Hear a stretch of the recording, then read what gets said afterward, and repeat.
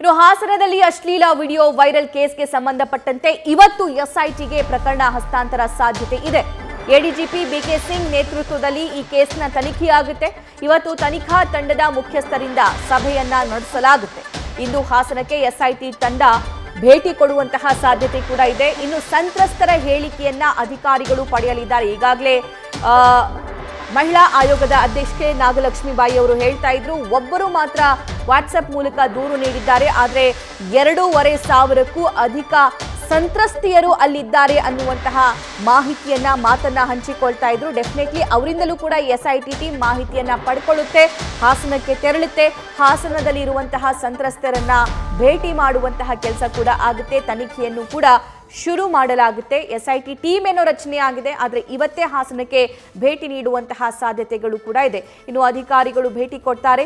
ನ್ಯಾಯಾಧೀಶರ ಮುಂದೆ 164 ಹೇಳಿಕೆ ಸಾಧ್ಯತೆ ಕೂಡ ಇದೆ. ದೃಶ್ಯದಲ್ಲಿ ಗಮನಿಸಬಹುದು, ನಿನ್ನೆ ಪ್ರಜ್ವಲ್ ಅವರ ಅಶ್ಲೀಲ ವಿಡಿಯೋ ಪ್ರಕರಣಕ್ಕೆ ಸಂಬಂಧಪಟ್ಟಂತೆ ಹೋರಾಟಗಳು ಕೂಡ ಜೋರಾಗಿದ್ವು. ಅದು ಬೆಂಗಳೂರಾಗಿರಬಹುದು, ಮೈಸೂರಾಗಿರಬಹುದು, ಬೇರೆ ಬೇರೆ ಭಾಗದಲ್ಲೂ ಕೂಡ ಹೋರಾಟಗಳನ್ನು ನಡೆಸಲಾಗ್ತಾ ಇತ್ತು. ಈ ಬಗ್ಗೆ ಮತ್ತಷ್ಟು ಲೈವ್ ಡೀಟೇಲ್ಸ್ ಪಡ್ಕೊಳ್ಳೋಣ. ಹಾಸನದಿಂದಲೇ ನಮ್ಮ ಸೀನಿಯರ್ ಕರೆಸ್ಪಾಂಡೆಂಟ್ ಕಿರಣ್ ನಮ್ಮೊಂದಿಗೆ ಲೈವ್ನಲ್ಲಿ ಜಾಯಿನ್ ಆಗ್ತಾರೆ. ಕಿರಣ್, ಈ ವಿಡಿಯೋ ಪ್ರಕರಣಕ್ಕೆ ಸಂಬಂಧಪಟ್ಟಂತೆ ಇವತ್ತು ಎಸ್ಐಟಿ ಟೀಮ್ ಹಾಸನಕ್ಕೆ ಭೇಟಿ ಕೊಡೋ ಸಾಧ್ಯತೆ ಇದೆ. ಹಾಸನಕ್ಕೆ ಭೇಟಿ ಕೊಟ್ಟರೆ ತನಿಖೆ ಎಲ್ಲಿಂದ ಶುರುವಾಗುತ್ತೆ, ಹೇಗೆ ಶುರುವಾಗುತ್ತೆ, ಡೀಟೇಲ್ಸ್ ನೀಡ್ತಾ ಹೋಗೋದಾದ್ರೆ?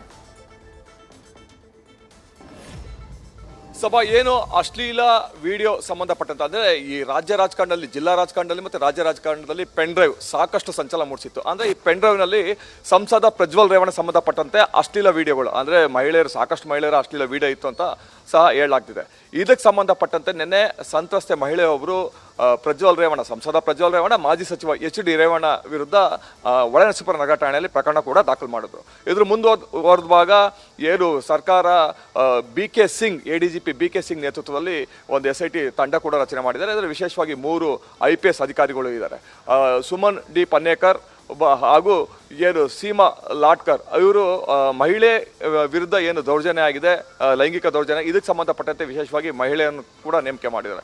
ಇಂದು ಮೊದಲು ಬೆಂಗಳೂರಿನಲ್ಲಿ ಸಭೆ ಕೂಡ ನಡೆಯುತ್ತೆ. ಸಭೆಯ ನಂತರ ಏನು ಎಡಿಜಿಪಿ ಬಿಕೆ ಸಿಂಗ್ ನೇತೃತ್ವದ ಸಭೆ ನಡೆಯುತ್ತೆ. ಆ ಸಭೆಯ ನಂತರ SIT ತಂಡ ಹಾಸನಕ್ಕೆ, ಅದು ಒಳನರಸೀಪುರಕ್ಕೆ ಭೇಟಿ ಕೊಡುವಂಥ ಸಾಧ್ಯತೆ ಇದೆ. ಮೊದಲು ಸಂತ್ರಸ್ತೆಯನ್ನು ಭೇಟಿ ಮಾಡ್ತಾರೆ, ಸಂತ್ರಸ್ತೆ ವಿಚಾರಣೆಗೆ ಒಳಪಡಿಸ್ತಾರೆ. ಆ ನಂತರ ಅವರಿಂದ ಸಾಕಷ್ಟು ಮಾಹಿತಿಗಳನ್ನು ಕೂಡ ಕಲೆ ಆಗ್ತಾರೆ. ಅಂದರೆ ಈಗ ಲೈಂಗಿಕ ದೌರ್ಜನ್ಯ ಎಲ್ಲ ಆಯಿತು, ಮಾಜಿ ಸಚಿವ ರೇವಣ್ಣ ಅವರು ಲೈಂಗಿಕ ದೌರ್ಜನ್ಯ ಮಾಡಿದ್ದಾರೆ ಅಂತ ಹೇಳಲಾಗ್ತಿದೆ, ಪ್ರಜ್ವಲ್ ರೇವಣ್ಣ ಲೈಂಗಿಕ ದೌರ್ಜನ್ಯ ಮಾಡಿದ್ದಾರೆ ಅಂತ ಹೇಳಲಾಗ್ತದೆ. ಇದಕ್ಕೆ ಸಂಬಂಧಪಟ್ಟಂತೆ ಏನಾದರೂ ಮಾಹಿತಿಗಳು ತೆಗೆದುಕೊಳ್ತಾರೆ. ಇದಲ್ಲದೆ ಅಲ್ಲೇನೋ ಎವಿಡೆನ್ಸ್ ಏನೋ ಇದೆಯಾ, ಸಾಕ್ಷ್ಯಗಳೇನೋ ಇದೆಯಾ, ಅಕಸ್ಮಾತ್ ಏನೋ ಮೊಬೈಲ್ ವಿಡಿಯೋಗಳು ಇದೆಯಾ, ಅದನ್ನು ಸಹ ತಮ್ಮ ವಶಕ್ಕೆ ತೆಗೆದುಕೊಳ್ಳುವಂಥ ಎಲ್ಲ ಸಾಧ್ಯತೆ ಇದೆ. ಇದಲ್ಲದೆ ಪೆನ್ ಡ್ರೈವ್ಗಳು, ಸಾಕಷ್ಟು ಪೆನ್ ಡ್ರೈವ್ಗಳನ್ನು ಈಗಾಗಲೇ ಒಳನರಸೀಪುರ ನಗರ ಠಾಣೆಯ ಪೊಲೀಸರು ಸಹ ವಶಪಡಿಸಿಕೊಂಡಿದ್ದಾರೆ ಅಂತ ಸಹ ಹೇಳಲಾಗ್ತಿದೆ. ಅದನ್ನು ಕೂಡ ತೆಗೆದುಕೊಳ್ಳುವ ಎಲ್ಲ ಸಾಧ್ಯತೆಗಳು ಇದೆ. ಇದಲ್ಲದೆ ನಂತರ ಮಹಿಳೆಯ ಏನು ಸಂತ್ರಸ್ತ ಮಹಿಳೆಯನ್ನು 164 ಹೇಳಿಕೆ ನ್ಯಾಯಾಧೀಶರ ಮುಂದೆ ಹಾಜರುಪಡಿಸುವಂಥ ಎಲ್ಲ ಸಾಧ್ಯತೆಗಳು ಇರುವಂಥದ್ದು ಸಭಾ.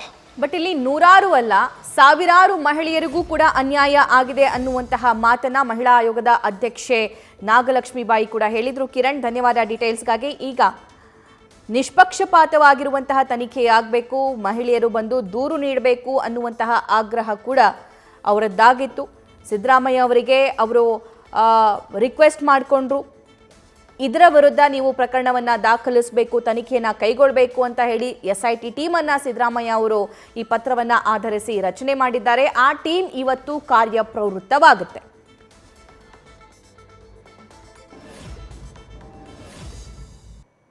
ದಿನಾಂಕ 28/4/2024ರಂದು ದೂರುದಾರರು ನೀಡಿದ ದೂರಿನ ಸಾರಾಂಶವೇನೆಂದರೆ, ದೂರುದಾರರು ಹೊಳೆನರಸೀಪುರ ಟೌನ್ನಲ್ಲಿ ವಾಸವಾಗಿದ್ದು, ಅವರ ಪತಿ ಮುಂಚೆ ಶಾಸಕರಾದ HD ರೇವಣ್ಣ ಮಾಲೀಕತ್ವದ ಹಾಲಿನ ಡೈರಿಯಲ್ಲಿ ಕೂಲಿ ಕೆಲಸ ಮಾಡಿಕೊಂಡಿದ್ರು.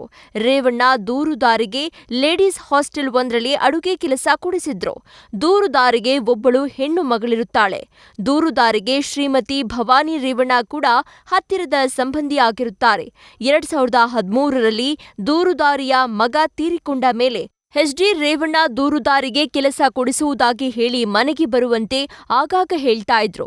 ದೂರುದಾರೆ 2015ನೇ ಇಸವಿಯಲ್ಲಿ ಇವರ ಮಾತಿನಂತೆ ಹಾಸ್ಟೆಲ್ನಲ್ಲಿ ಕೆಲಸಕ್ಕೆ ಸೇರಿಕೊಂಡಿದ್ದು, ಅದಾಗಿ 4 ವರ್ಷಗಳ ನಂತರ ಅವರ ಮೊದಲನೇ ಪುತ್ರ ಸೂರಜ್ ರೇವಣ್ಣ ಮದುವೆ ಸಮಯದಲ್ಲಿ ಮನೆಯ ಕೆಲಸ ಮಾಡಿಕೊಡುವಂತೆ ಮನೆಗೆ ಕರೆಸಿಕೊಂಡಿದ್ರು. ಅಲ್ಲಿ 3.5 ವರ್ಷಗಳ ಕಾಲ ಕೆಲಸ ಮಾಡಿಕೊಂಡಿದ್ದು, ಅವರ ಮನೆಗೆ ಕೆಲಸಕ್ಕೆ ಸೇರಿಕೊಂಡ 4 ತಿಂಗಳ ನಂತರ ಎಚ್ಡಿ ರೇವಣ್ಣ ತಮ್ಮ ಕೊಠಡಿಗೆ ಬರುವಂತೆ ಆಹ್ವಾನಿಸ್ತಾ ಇದ್ರು. ಮನೆಯಲ್ಲಿ 6 ಜನ ಹೆಣ್ಣು ಮಕ್ಕಳು ಕೆಲಸ ಮಾಡ್ತಾ ಇದ್ರು. ಎಲ್ಲರೂ ಪ್ರಜ್ವಲ್ ರೇವಣ್ಣ ಬಂದಾಗ ನಮಗೆ ಭಯವಾಗುತ್ತೆ ಅಂತ ಭಯ ಹೊರಹಾಕ್ತಾ ಇದ್ರು. ಕೆಲಸ ಮಾಡಿಕೊಂಡಿದ್ದ ಹುಡುಗರೂ ಸಹ ದೂರುದಾರಿಯನ್ನ ಹಾಗೂ ಅವರ ಮನೆಯಲ್ಲಿ ಕೆಲಸ ಮಾಡ್ತಾ ಇದ್ದ ಹೆಣ್ಣು ಮಕ್ಕಳಿಗೆ ಎಚ್ಚರವಾಗಿರುವಂತೆ ತಿಳಿಸ್ತಾ ಇದ್ರು. ರೇವಣ್ಣ ತಮ್ಮ ಪತ್ನಿ ಭವಾನಿ ಮನೆಯಲ್ಲಿ ಇಲ್ಲದಿದ್ದ ಸಮಯದಲ್ಲಿ ಸ್ಟೋರ್ ರೂಮ್ನಲ್ಲಿ ಕೈ ಹಿಡಿದು ಎಳಿತಾ ಇದ್ರು. ಹಣ್ಣು ಕೊಡುವ ನೆಪದಲ್ಲಿ ಮೈ ಮುಟ್ತಾ ಇದ್ರು. ಸೀರೆಯ ಪಿನ್ ಕಿತ್ತು ಲೈಂಗಿಕ ದೌರ್ಜನ್ಯ ನಡೆಸ್ತಾ ಇದ್ರು. ಪ್ರಜ್ವಲ್ ರೇವಣ್ಣ ಅಡುಗೆ ಮನೆಯಲ್ಲಿ ಇದ್ದಾಗ ಹಿಂದಿನಿಂದ ಬಂದು ಮೈ ಮುಟ್ತಾ ಹೊಟ್ಟೆ ಭಾಗದಲ್ಲಿ ಚಿಗುಡ್ತಾ ಇದ್ರು. ಎಣ್ಣೆ ಹಚ್ಚಲು ಆಕೆಯನ್ನ ಕಳಿಸುವಂತ ಕೆಲಸ ಮಾಡುವ ಹುಡುಗನಿಗೆ ಹೇಳಿ ಕಳುಹಿಸ್ತಾ ಇದ್ರು. ಹಲವಾರು ಬಾರಿ ಲೈಂಗಿಕ ದೌರ್ಜನ್ಯ ನಡೆಸಿದ್ದು, ಮನೆಯಲ್ಲಿದ್ದಾಗ ಫೋನ್ ಮಾಡಿ ಮಗಳ ಜೊತೆಗೂ ವಿಡಿಯೋ ಕಾಲ್ ಮೂಲಕ ಅಸಭ್ಯ ಸಂಭಾಷಣೆ ಮಾಡಿ ಪ್ರಚೋದಿಸ್ತಾ ಇದ್ರು. ಮಗಳು ಹೆದರಿಕೊಂಡು ನಂಬರ್ ಬ್ಲಾಕ್ ಮಾಡಿದ್ದು, ದೂರುದಾರಿಯು ಮನೆಯಿಂದ ಕೆಲಸ ಬಿಟ್ಟು ಹೊರಬಂದಿದ್ದಾರೆ. ಇತ್ತೀಚೆಗೆ ಜಿಲ್ಲೆಯಾದ್ಯಂತ ಪ್ರಜ್ವಲ್ ರೇವಣ್ಣ ನಡೆಸಿದ್ದಾರೆ ಎನ್ನಲಾಗ್ತಾ ಇರೋ ಲೈಂಗಿಕ ದೌರ್ಜನ್ಯದ ವಿಡಿಯೋ ಹರಿದಾಡ್ತಾ ಇದ್ದು, ದೂರುದಾರಿಗೂ ಕೆಲವು ವಿಡಿಯೋಗಳು ಬಂದಿದ್ದು, ಅದರಲ್ಲಿ ಒಬ್ಬ ಮಹಿಳೆ ದೂರುದಾರಿ ಮಹಿಳೆಗೆ ಪರಿಚಿತಳೇ ಆಗಿದ್ದಾಳೆ. ಮಹಿಳೆಯೊಂದಿಗೆ ಪ್ರಜ್ವಲ್ ರೇವಣ್ಣ ನಡೆಸಿರುವ ಲೈಂಗಿಕ ದೌರ್ಜನ್ಯದ ವಿಡಿಯೋ ನೋಡಿ ಭಯವಾಗಿದ್ದು, ದೂರುದಾರಿಯ ಗಂಡ ಆಕೆಯ ಶೀಲವನ್ನ ಶಂಕಿಸ್ತಾ ಇದ್ದ. ನಿನ್ನ ವಿಡಿಯೋ ಬಂದ್ರೆ ನಮ್ಮ ಗತಿ ಏನು ಅಂತ ಹೇಳ್ತಿದ್ದಾರೆ. ಇದರಿಂದ ಮಾನಸಿಕವಾಗಿ ಹಿಂಸೆಯಾಗಿದ್ದು, ಜೀವ ಭಯ ಇರುವುದರಿಂದ ದೂರುದಾರಿ ಮತ್ತು ಆಕೆಯ ಮಗಳ ಇಚ್ಛೆಗೆ ವಿರುದ್ಧವಾಗಿ ಲೈಂಗಿಕ ದೌರ್ಜನ್ಯ ಎಸಗಿರುವ ಎಚ್ಡಿ ರೇವಣ್ಣ ಹಾಗೂ ಪ್ರಜ್ವಲ್ ರೇವಣ್ಣ ವಿರುದ್ಧ ಕಾನೂನು ರೀತಿ ಕ್ರಮ ಆಗಬೇಕು ಅಂತ ಆಗ್ರಹಿಸಿದ್ದಾರೆ. ನ್ಯೂಸ್ ಫಸ್ಟ್ ನಿರ್ಭೀತಿಯಿಂದ ನಿಮ್ಮ ಪರವಾಗಿ.